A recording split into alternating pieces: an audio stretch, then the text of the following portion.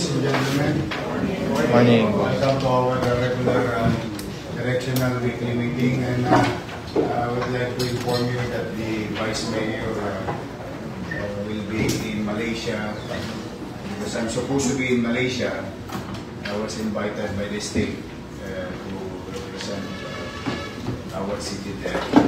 But I opted to stay because of the recurring challenges of the city, fiscally and physically. So, sabi ko, saka na lang doon. Dahil meron pa tayong mga problema para sa taong bayan na kailangan bigyan ng mas maraming oras. So, thanks to her, she's available. Because next year, the City of Manila will host the same event here in the country. Yung mga mayor sa ASEAN yata. Yes. So, pag-aandaan natin yan. Malaking tourism na epekto sa atin yan. Nag-take off lang talaga ako dahil the people of Manila needs us here. So, good morning. It's a wonderful week last week. We continue to grow little by little, inch by inch, in terms of our economic and fiscal management. We continue to survive, particularly salaries of our people.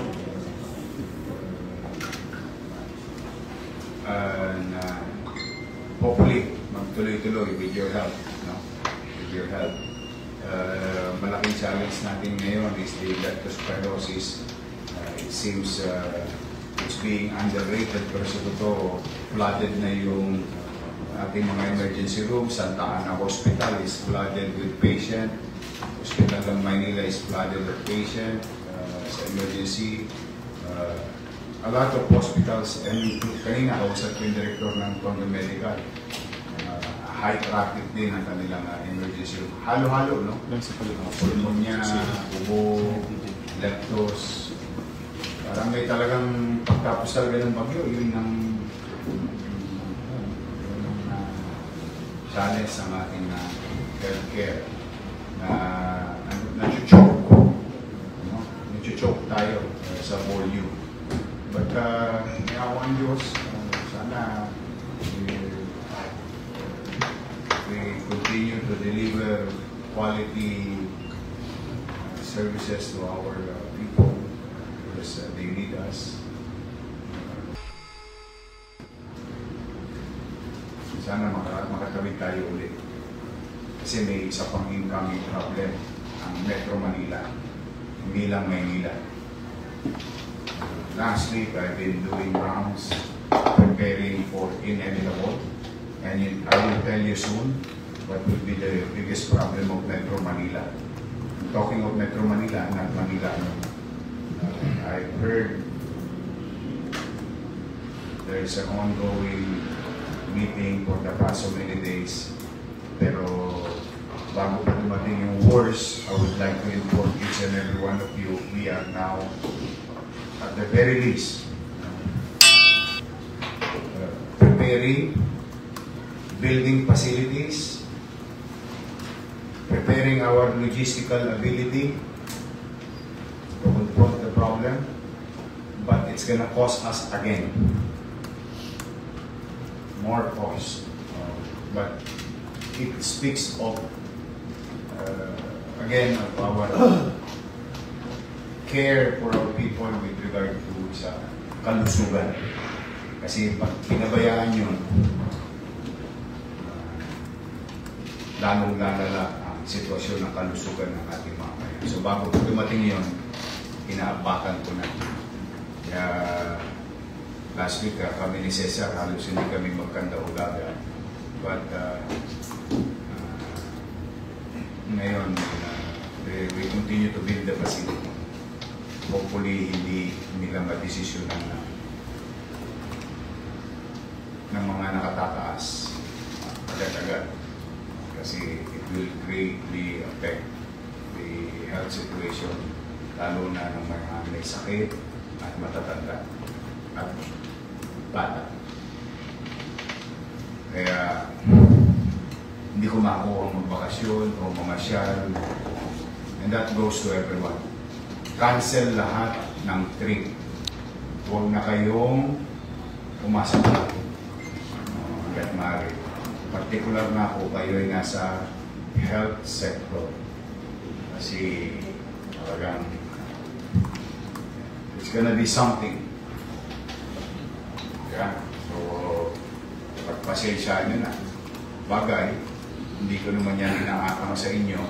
Kaya kung ako nga mismo, hindi ko makuha. Official na to, ha? Official na. Pero hindi ko, tatlong trip yan eh. Dubai, may World Conference. Paris and Moscow. Ha? Paris and Moscow. Paris and Moscow. Ang sasarap, no? How I wish. But continue to prioritize the city. Pag stable ang city, okay lang. If not, I'd rather be with my people, our people. Okay? So, now, ito kasi I've been cleaning up Aura and Petty, no?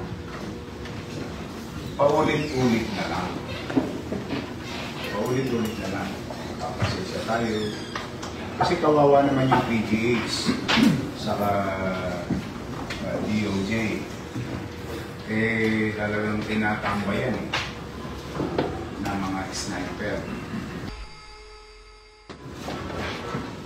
Ngayon, hindi natin sila makukuha sa pakiusapan kasi ito lang sintulan yung direktiba and it's final. No more. Not a single one can obstruct Paura and Petty. So do what is necessary. Okay. Ulit-ulit na lang, linggo-linggo na lang yan. Ibig sabihin, nakikipagkulitan na lang sa atin yung mga makukulit. Dito lukan na natin. Kunin yung gamit, arrestuin ninyo, file anti-littering in violation of anti-littering.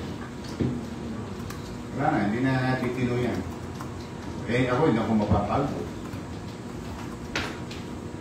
Eh sila, ano na nanunubok na eh.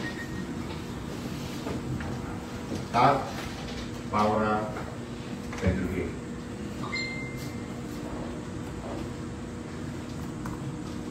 Malinis na ba yung estero de, na 13 de Agosto?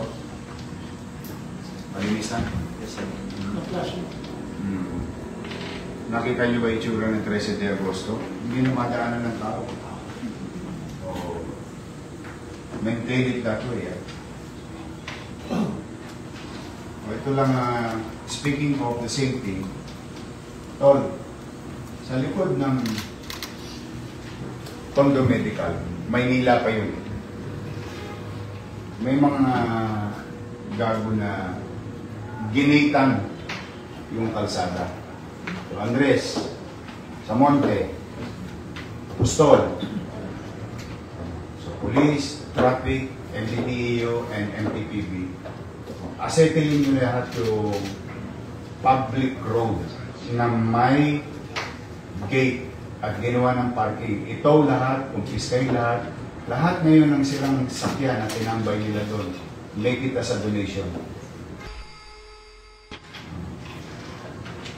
Likod yan, Escoda, at saka, ito yung basta within our boundary kasi check nyo yung boundary natin doon.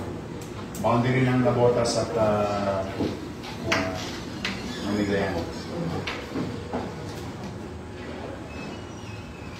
Ayun na nga. Kalakal Street saka Escoda. Tingnan nyo lang yung boundary natin. Ngayon, pagka nabotas na, o inform nyo si Tondo Medical Director na nabotas na itong portion na to, o i-inform nyo rin yung nabotas government na may request sa atin yung Tondo Medical. Hindi na sila makakilos eh. Ayan forward ko na sa inyo.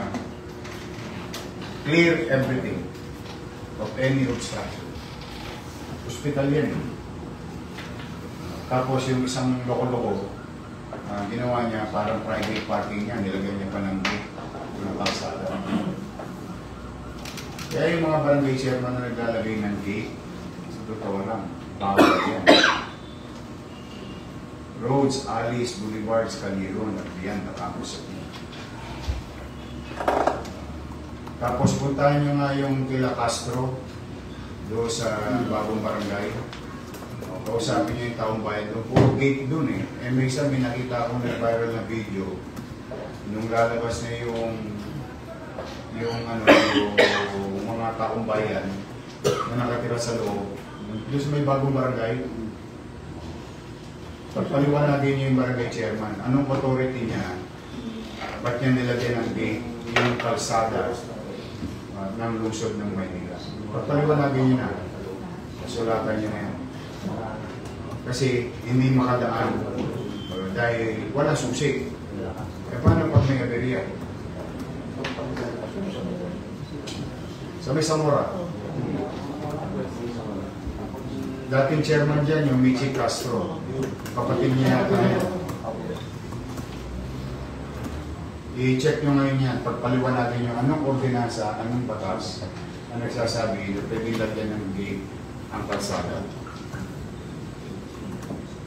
Tayo nga, pag nag-closure tayo, pag nag-closure, temporary closure, sarili na tayong gobyerno kumuha pa tayo ng permit sa MTPB, sa MDTU.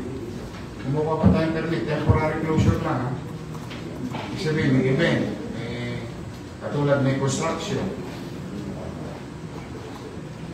O tapos, sabihin nyo na yung mga tao natin, gagawin na hindi masalang bridge magkakaroon tayo ng rerouting. I-update naman kayo, ginagawa na yung traffic plan ng MTPB, MDTEU at ng MMDA. Kasi magkakaroon tayo ng rerouting. Kailangan nang gawin yung nagpaalam na sa atin yung DPWH, they went to me. So, inaproba naman natin para sa kaligtasan ng ating mga kababayan. Okay naman ako. Yung traffic plan, so there will be a 10-day campaign, public information drive. So, EJ, you make sure that the general public is given ample, proper, timely information ahead of the construction, ahead of the closure of roads. Okay? Yan nyo yan, i-maximize ninyo. TikTok, Facebook ko, Facebook nyo, i-share ninyo kasi kawawa naman yung utaw. Baka maligaw. Meron namang rerouting. This will last until January. Until January, di ba? So, malaking kalsada yan.